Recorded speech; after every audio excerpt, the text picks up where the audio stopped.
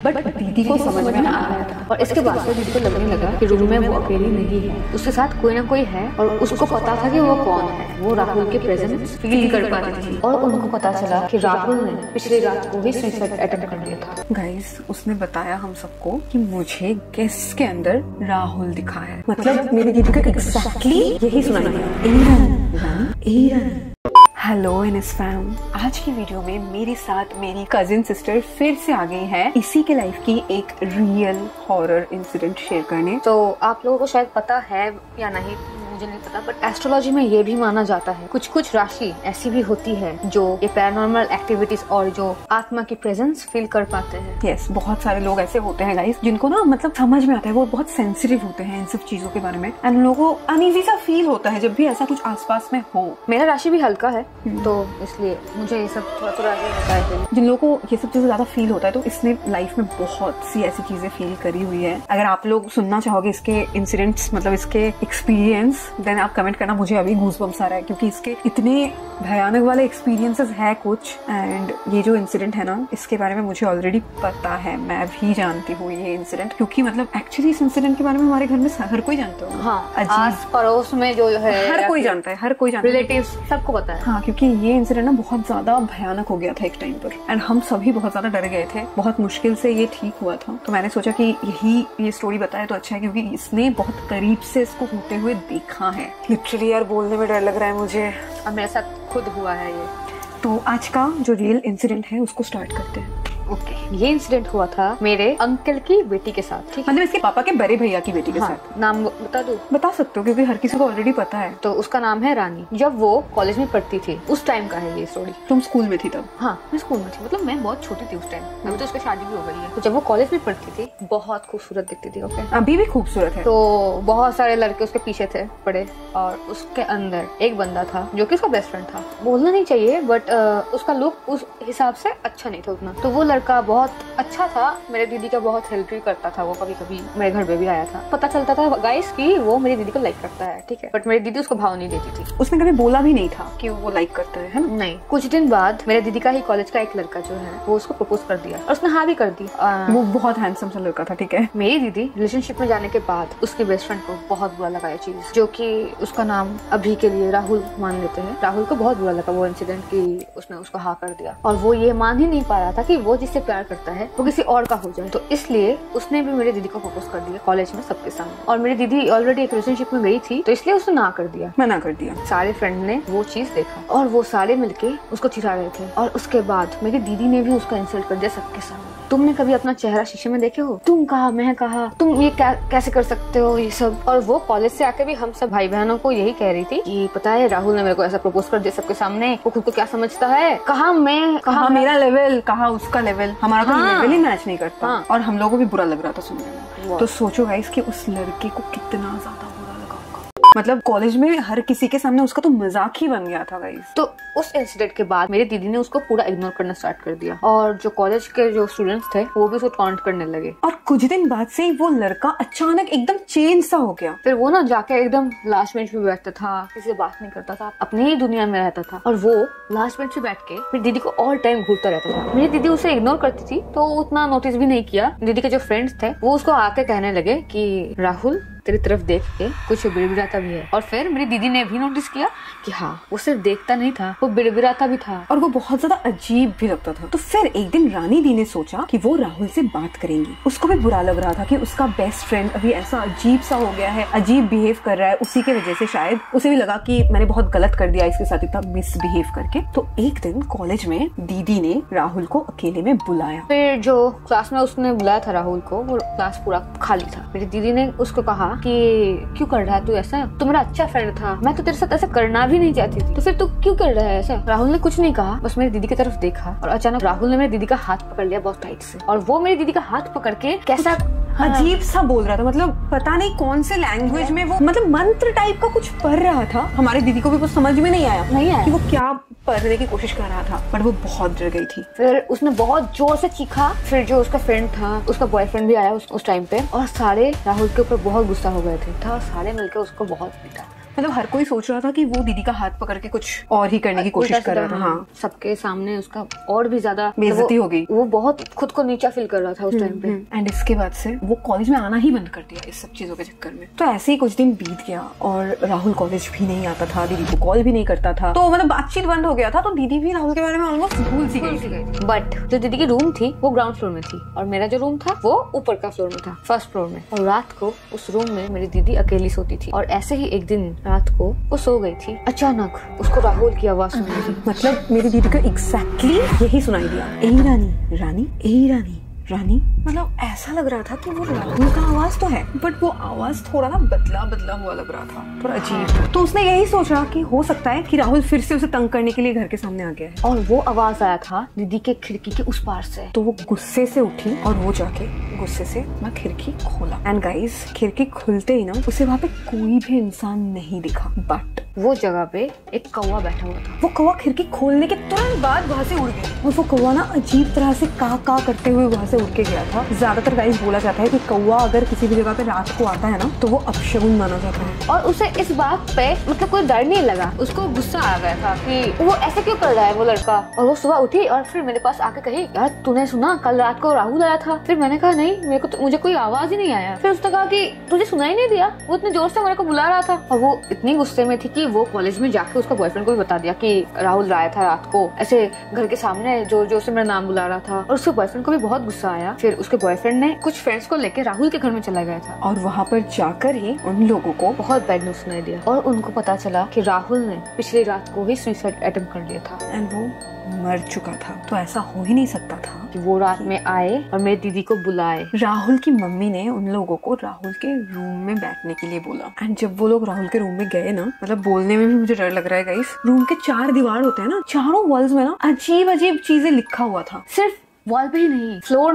में भी लिखा हुआ था और इस चीज का वीडियो भी है, उसके बॉयफ्रेंड के पास था। अजीब लैंग्वेज में कुछ लिखा गया है, मतलब वो लैंग्वेज कोई पढ़ ही नहीं सकता। और दीवारों में पूरा दीवार कौन भरता है लिख के। तो उन लोगों को समझ में आ गया था कि शायद राहुल ने सुसाइड करने से पहले कुछ ना कुछ ब्लैक मैजिक करने की कोशिश की थी। मुझे लिटरली गूज़बम्स आ रहे हैं। और उसके मम्मी पापा ने भी बोला कि एक दिन कॉलेज से आके फिर राहुल ने दरवाजा बंद कर दिया, फिर उसने किसी के साथ बात भी नहीं किया, खाना भी बहुत कम खाता था, मतलब अजीब सा हो गया था वो। एंड गाइस, मतलब मेरी दीदी का जो बॉयफ्रेंड एंड जो फ्रेंड्स वहाँ पे गए थे ना, उन लोगों को एक बहुत अजीब सी चीज दिखी। नहीं, वो उसको नहीं दिखी, वो दीदी को दिखी थी। उसके बॉयफ्रेंड ने जब उसको वो वीडियो लाके दिया कि ये सेम जो लिखा है वो दीवार में, और वो सेम चीज उसने अपने बेंच पे भी लिख के रखा था। गाइस, दीदी ने जब वो देखा एंड जब उसको पता चला कि लास्ट नाइट जब उसने राहुल का आवाज सुना था ना, वो राहुल तब जिंदा ही नहीं था। वो बहुत ज्यादा डर गई गाइस। वो घर में आके मुझे भी बोली कि ये सब हुआ है, मुझे अकेले सोने में बहुत डर लग रहा है। तो इसलिए उसने मुझे कहा कि तू मेरे साथ सो जा। मुझे बहुत डर लग रहा था उसके साथ सोने में, क्योंकि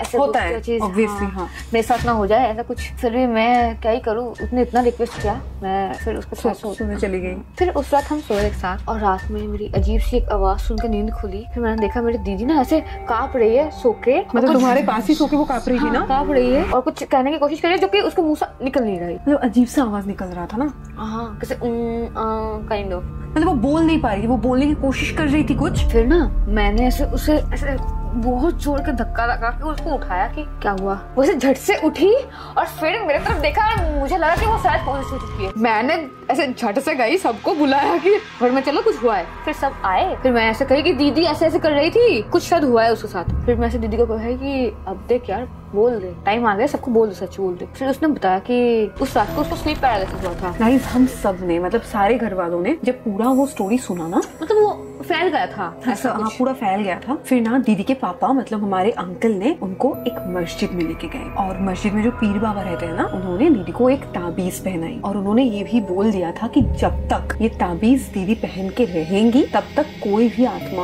उसके सामने नहीं आ सकता। और उसका ताबीज अगर खो गया कभी भी तो उसके साथ बहुत ही गलत कुछ हो सकता है, कुछ भी पैरानॉर्मल हो सकता है। एंड वो ताबीज पहनने के बाद से ना दीदी के साथ बिल्कुल सब कुछ नॉर्मल हो गया। उसको कुछ भी वैसा महसूस नहीं होता था, कुछ भी उसके साथ पैरानॉर्मल भी नहीं होता था, एकदम सब सही हो गया था। बट उसे कॉलेज के फेयरवेल के दिन उसने कुछ मतलब उसने सोचा होगा कि इतने कुछ नहीं हो रहा, शायद कुछ सब कुछ बंद हो गया, ठीक हो गया है, अभी कुछ नहीं होगा, ये ताबीज हम उतार सकते हैं। हाँ, उसने उतार के रख दिया क्योंकि यार फेयरवेल का पार्टी था कॉलेज में, तो उसको भी लग रहा था कि थोड़ा मॉडर्न दिखना है, कैसे ऐसे ताबीज पहन के चली जाऊं। और वो कॉलेज चली गई। फेयरवेल की पार्टी सही चल रही थी, बट उसके अंदर ही दीदी को अनईजी फील हो रहा था, थोड़ा सा मतलब उल्टी आ रहा था उसको। तो वॉशरूम में गई। जब वो वॉशरूम गई थी उस टाइम में वॉशरूम में कोई नहीं था। वॉशरूम में जाकर वो अंदर से दरवाजा लॉक कर दिया और थोड़ी देर बाद जब वो खोलने की कोशिश की वो दरवाजा खुल ही नहीं रहा था। ऐसा लग रहा था कि किसी ने बाहर से वो दरवाजा लॉक कर दिया है। उसने खोलने की बहुत कोशिश की, फिर उसने कुछ चीज सुना, वही सेम बड़बड़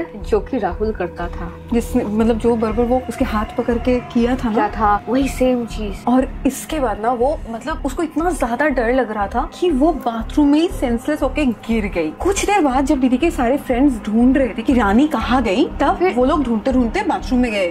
और उन लोगों को ये दिखा उस बाथरूम का दरवाजा सच में बाहर से बंद था। और गाइज जो चीज राहुल लिखता रहता था ना, वही सेम चीज बाथरूम के दरवाजे पे भी लिखा हुआ था। हर कोई बहुत ज्यादा डर गए। तो दीदी के सारे फ्रेंड्स ना उसको पकड़ के घर पे पहुंचा दिया। और जब घर वालों को ये बात पता चला तो फिर सारे उस दीदी को पूछ रहे थे कि क्या हुआ क्या हुआ। जिन्हें कहा कि ऐसे ताबीज खोल के मैं गई थी कॉलेज में। यही बात सुन के सारे भड़क गए घर वाले, एकदम बहुत गुस्सा हो गए थे। हाँ, कि तूने क्यों ताबीज उतारी। फिर उन्होंने फिर से दीदी को वो सेम ताबीज पहना दिया। बट इस बार वो ताबीज का जो पावर था वो थोड़ा सा कम हो गया था। वो और किसी को समझ में नहीं आया, बट दीदी को समझ में आ गया था। और इसके बाद से दीदी को लगने लगा कि रूम में वो अकेली नहीं है, उसके साथ कोई ना कोई है। और उसको पता था कि वो कौन है। वो राहुल के प्रेजेंस फील कर पाती थी। बट उसने ना डर के मारे किसी को कभी बोला ही नहीं कुछ, क्योंकि घर वाले ऑलरेडी उस पर बहुत ज्यादा भड़क गए थे, क्योंकि उसने ताबीज उतार के रखा था। तो इस वजह से उसकी शादी भी बहुत जल्दी फिक्स हो गया। और शादी फिक्स होने के बाद वो अपने बॉयफ्रेंड को भी ये कुछ नहीं बता पाई कि वो अभी भी वो सब चीजें फील कर पाती है, क्योंकि उसके बॉयफ्रेंड के घर वालों को अगर पता चला ये बात तो वो भी अगर एक्सेप्ट ना करे उसे। हाँ, इसीलिए उसने नहीं बताया। बट ये उसकी बहुत बड़ी गलती थी। गाइस रानी दी की शादी में ना हम सब गए थे, हम बहुत सारे लोग गए थे वहाँ पे, क्योंकि हमारे रिलेटिव का शादी है, घर की शादी है, घर की शादी सब थे। एंड वो ना हल्दी का टाइम था, है ना। हाँ, सुबह। और बंगाली शादी में शादी के दिन भाई हमारा हल्दी का रस्म होता है। वो रस्म ना छत पे हो रहा था, तो सारे वहीं पे थे, रूम में कोई भी नहीं था। स्पेशली दीदी के रूम में तो कोई भी नहीं था, क्योंकि वहाँ पे बहुत सारे सामान पड़े थे। और वो बाहर से लॉक भी किया हुआ था, क्योंकि गोल्ड ज्वेलरी वगैरह होता है ना। हाँ। शादी के टाइम पे, तो वो उस रूम में गोल्ड ज्वेलरी वगैरह रखा हुआ था, तो इसीलिए बाहर से रूम लॉक किया हुआ था। हल्दी का रस्म खत्म होते ही जब हम सब दीदी के रूम में गए, तब हम सब ने जाके देखा कि दीदी के घर में जो मिरर था ना, दीदी के रूम में जो ड्रेसिंग टेबल वाला मिरर, वो पूरा टूट के नीचे गिर चुका है। और मिरर टूटना बहुत बड़ा अपशगुन माना जाता है गाइस। और शादी के दिन वो भी स्पेशली। देखो भाई, देखो सच में यार हमने ये अपने आंखों से देखा है ना, इसलिए बहुत ज्यादा मतलब याद आ रहा है वो सीन। तभी भी हम लोगों को ये नहीं लगा कि ये कोई पैरानॉर्मल चीज है या कुछ और, क्योंकि हमें पता ही नहीं था कि दीदी को ऐसा कुछ फील भी होता है। तो हम सबने उस चीज को ज्यादा सीरियसली नहीं लिया। हमने सोचा कि यार का गलती हो गया होगा, हाँ किसी का शरारत होगा या फिर किसी ने गलती कर दी होगी। तो गाइस जो हल्दी लगाया था ना हमने, हल्दी लगाने के बाद दीदी शावर लेने गई थी, हम लोग उसी के रूम में थे। तो दीदी जब आई ना, दीदी ने हमें बोला कि यार पता नहीं ना मेरा पीठ जल रहा है, पीठ जल रहा है। हमने सोचा होगा कि कुछ ऐसे हो सकता है, कुछ लगा है या फिर हल्दी से कुछ रिएक्शन भी, एलर्जी भी हो सकता है। जब हमने देखा ना, उसने जब ऐसे दिखाया अपना पीठ हमें, वहाँ पे किसी की मतलब नाखून के निशान, नाखून की जो खरोच होता है ना, उस चीज का निशान था गाइस। और वो इंसान की नहीं है, पता नहीं वो इंसान का था या क्या चीज का, बट 3 उंगली का ऐसे खरोच वाला निशान। बट हम लोगों ने सोचा कि शायद दीदी ना अच्छे से बॉडी को स्क्रब करने की कोशिश कर रही थी, तभी लग गया होगा शावर के टाइम पे। हाँ, मतलब फुल अवॉइड। हाँ, दीदी को तो पता चल रहा है कि कुछ तो हो रहा है गलत, फिर उसने कुछ नहीं बताया, क्योंकि अगर उसने बता दिया होता तो सबको टेंशन होने लगा था। और शादी का दिन है, हाँ, ऐसे थोड़ी मतलब उसको भी डर लग रहा था किसी को बताने में, इसलिए उसने नहीं बताया। इसके बाद गाइस वो शादी का टाइम आ गया। दीदी बिल्कुल रेडी हो गई थी पूरी तरह से। दीदी का मूड भी उस टाइम पे काफी सही था। उस टाइम पे ना सारे गेस्ट ऑलरेडी आ चुके थे और सारे गेस्ट आके उससे मिल रहे थे, उससे बातें कर रहे थे। बट अचानक उसको ना अजीब सा लगा, वो सेम फीलिंग्स जब वो मतलब जो राहुल को महसूस कर पाती थी ना, हाँ, तब उसको वही सेम फीलिंग होता था। और उस दिन भी उसको वो सेम फील हुआ। और गाइस मतलब मैं उस जगह पे उस टाइम पे थी ना, मुझे सोच के भी डर लग रहा है। बाद में उसने हमें बोला कि उसको उस टाइम पे नहीं उस टाइम पे क्या हुआ था पता है, उसे भूल गई। उस टाइम पे गेस्ट के अंदर वो दिखा, फिर उसने कहा कि मुझे यहाँ पे नहीं रहना, मुझे घर में लेके चलो। एग्जैक्टली गाइस, वो ना गेस्ट की तरफ ऐसे देख रही थी और अचानक उसने बोला कि मुझे यहाँ पे नहीं रहना, मुझे घर में रूम में लेके चलो। बड़े को नहीं कहा, हमको ही कहा कि चलो चलो ऐसे चलो। गाइस हम लोग उसे कन्विंस कर रहे थे कि अभी सबको यहाँ पे है,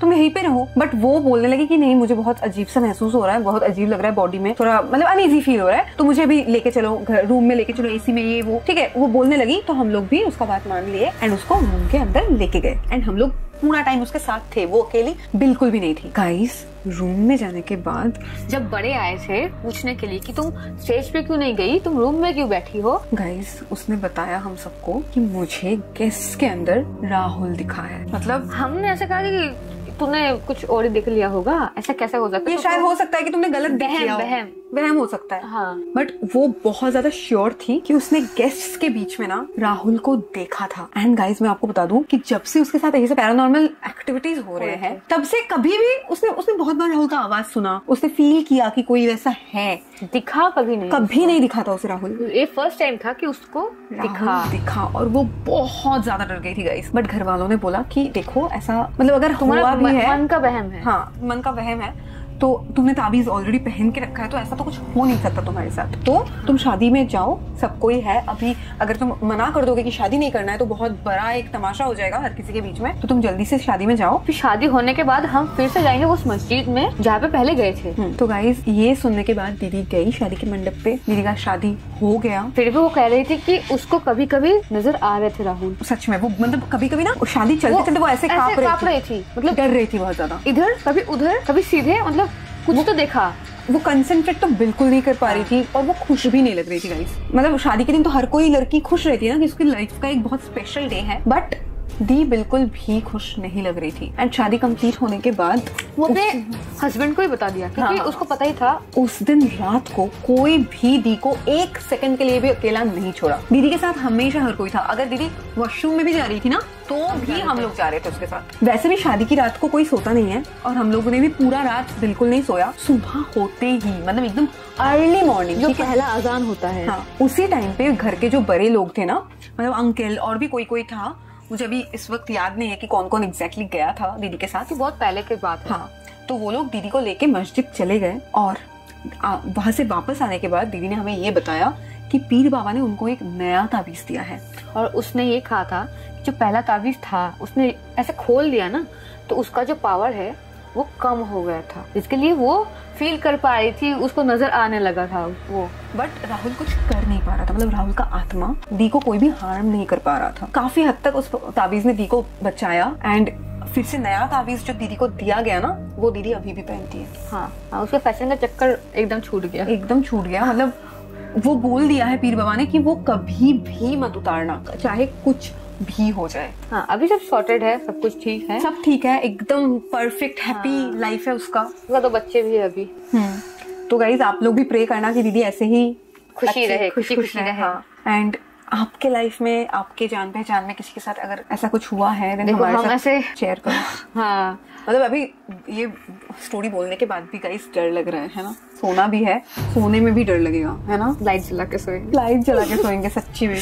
तो अगर आप ऐसे ही और बहुत सारी इसके साथ बहुत सी चीजें हुई है, हाँ, तो बताएंगे आपको बाद में कभी। अगर आपको सुनना है देन कमेंट करो, अगर अच्छा लगा तो लाइक करो और दोस्तों के साथ शेयर करो। और एंड गाइस 1 मिलियन की फैमिली बनने ही वाली है, तो जल्दी से यार सब्सक्राइब करके 1 मिलियन कर दो। 1 मिलियन के बाद फिर से और एक तुम्हारा स्टोरी सुनना है। इसका स्टोरी मैं आपको पक्का प्रॉमिस कराऊंगी, ठीक है? बाद में मिलते हैं, बाय।